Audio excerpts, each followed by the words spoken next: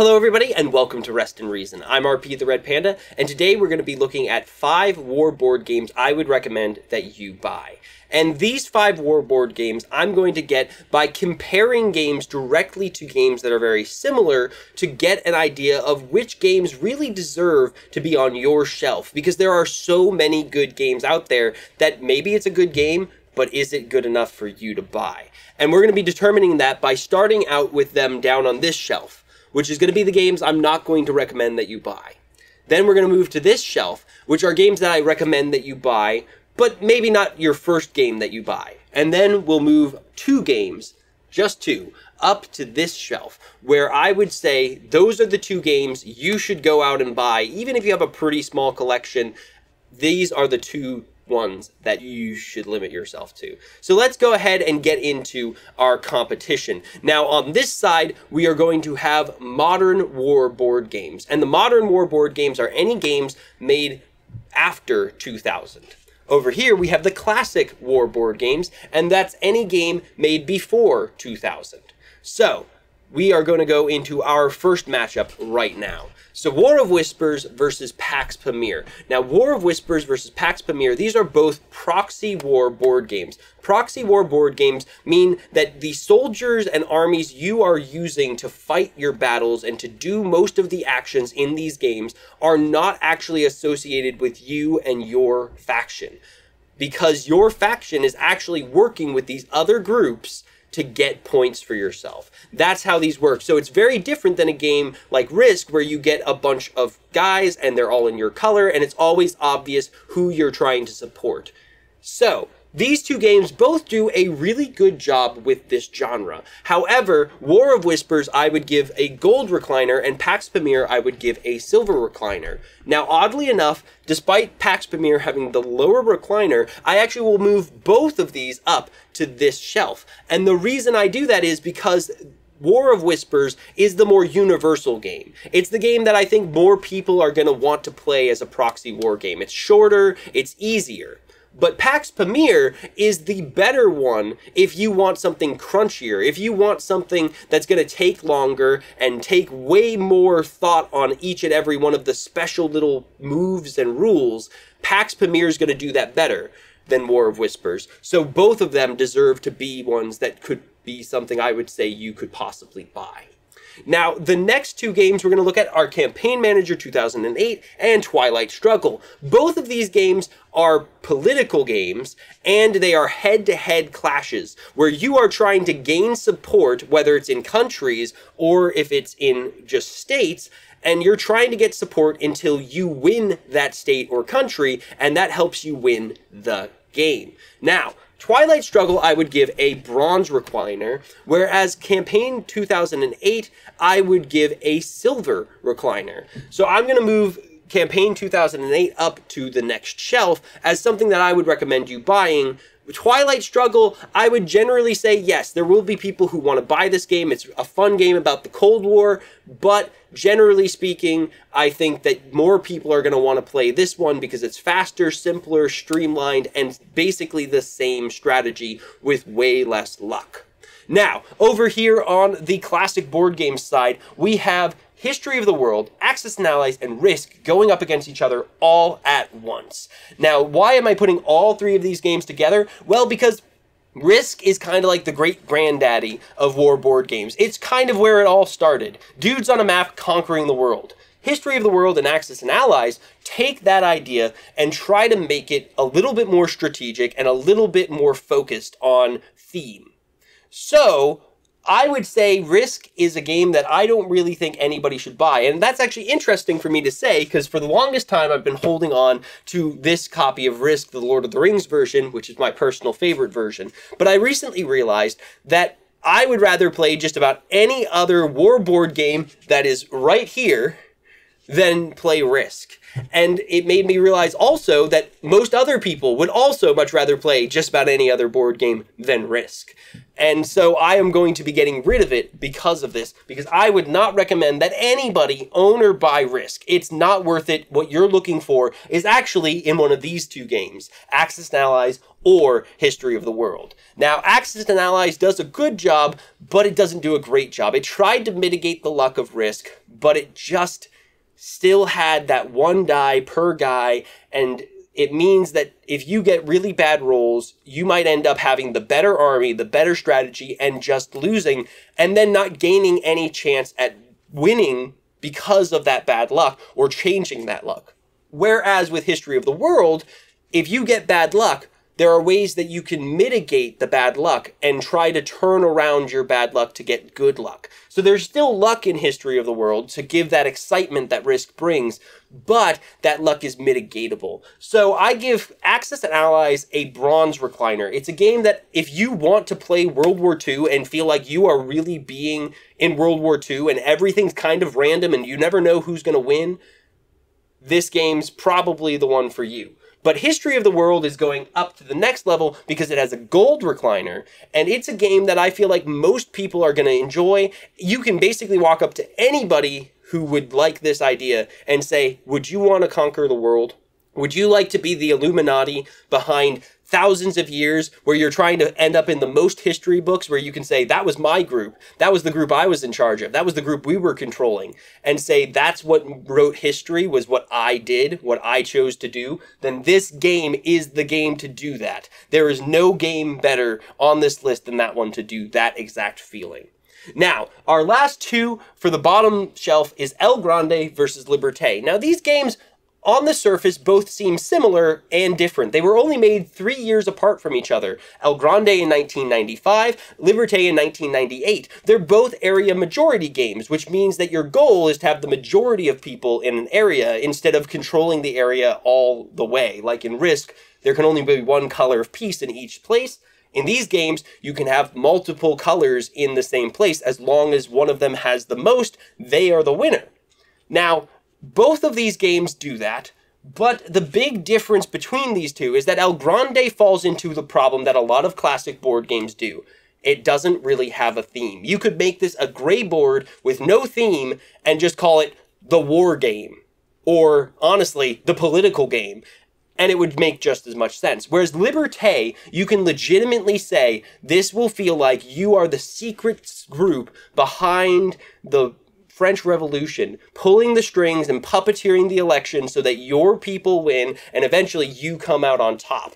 That's what Liberte feels like, and you can sell it that way. And so that's why Liberte goes on up to the next level. It's a silver recliner, but El Grande was also a silver recliner. It's still a really good game. So if you go and watch one of these two videos that I recommend, this one for El Grande and this one for Liberte, figure out which one sounds better to you. Maybe you don't care as much about theme, but I would generally recommend a game with theme over a game without theme for the general person to buy, because you're going to be able to play that more often, and when you have somebody that you're like trying to convince to play the game, it's really easy when you can come in and say, here's the theme, this is what it feels like. Whereas if you come in and say, these are the mechanics, it's often harder to sell it that way.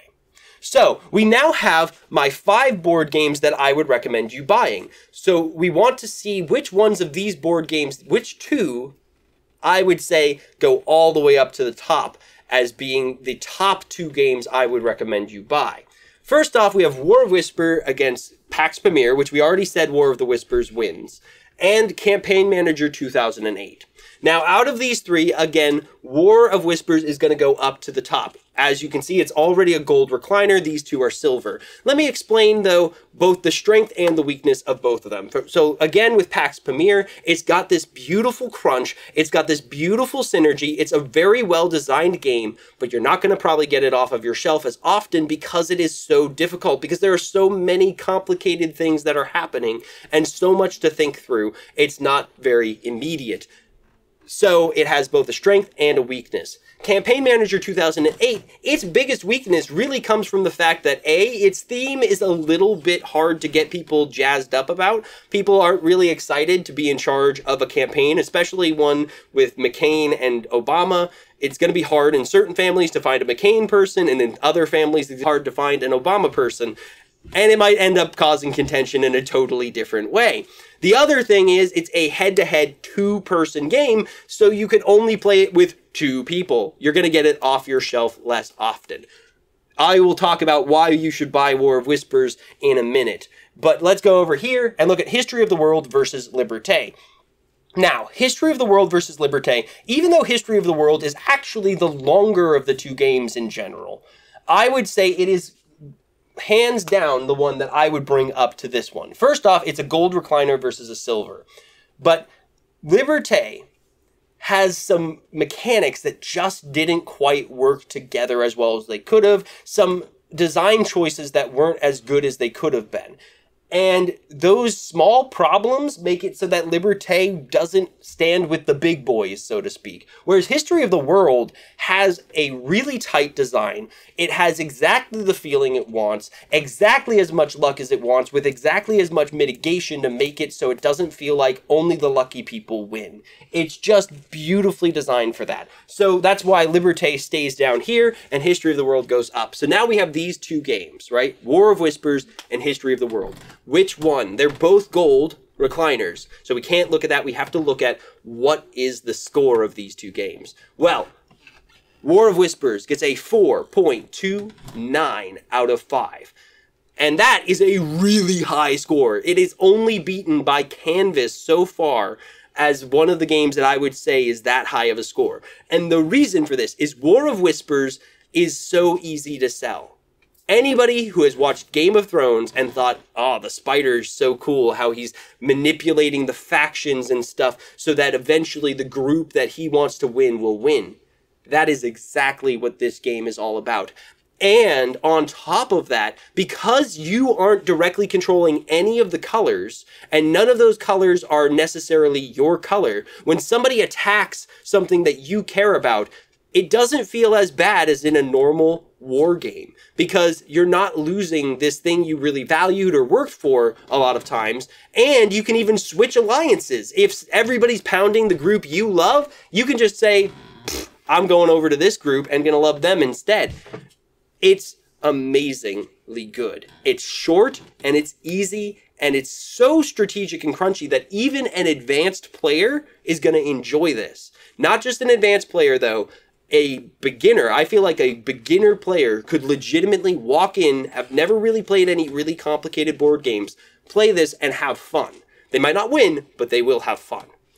History of the World gets a 4 out of 5, which, as you can already tell, means that War of Whispers is our champion. But let me go ahead and explain History of the World's majesty. You work through history, and I'm actually an ex-history teacher.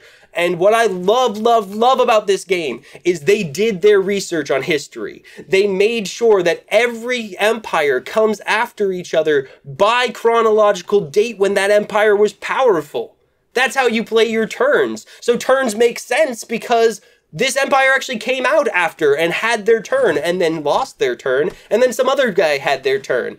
You have this constant flow of history. You get to play, I think it's 6 different empires, 5 different empires, but you get to play so many different empires in the game, and you're constantly getting new little mechanical changes, but they're all easy. A brand new person could play this game, and all they have to do is read a few small instructions on the cards, and all the other rules are pretty simple. It's so accessible and yet so beautiful. But the reason it loses to War of Whispers is largely due to its length and its theme. With War of Whispers, you can sell it to basically anybody who's watched Game of Thrones and basically anybody who wants to ever be that secret guy in the shadows.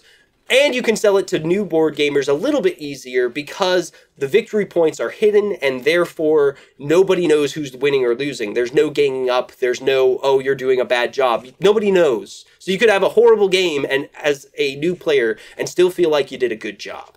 History of the World is longer. It's a little bit more complicated and it's sometimes a little bit harder to sell this long game of taking over the world and going through all of history to the average person. But this game makes it sellable, makes it something where if there's anybody I think you could do this with, you could do it. So, first is War of Whispers. Second is History of the World. Third is Pax Pamir. Fourth is Liberte. And fifth is Campaign Manager 2008.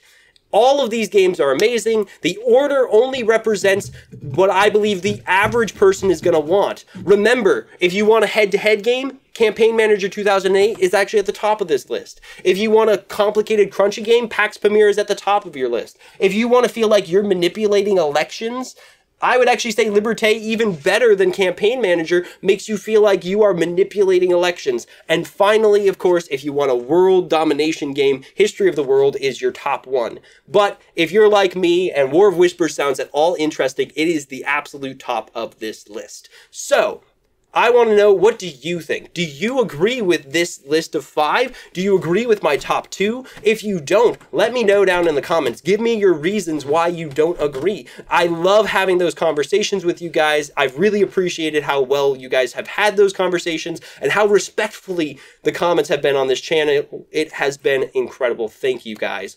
And please make sure to hit that like button, hit that subscribe button, go over to our Patreon and support us. This is something that we do out of love and hopefully to help you guys find the best board games and ultimately save you money. And if we help you save money by going, maybe I'm not going to buy that game, maybe I'm not going to buy this game, I'm going to buy this one, send us $1 through Patreon. Send us a little support through Patreon. Show your support. Show that we helped you save money and time by doing the research and the playing for you. And as always, thank you so much for joining us today on Rest in Reason.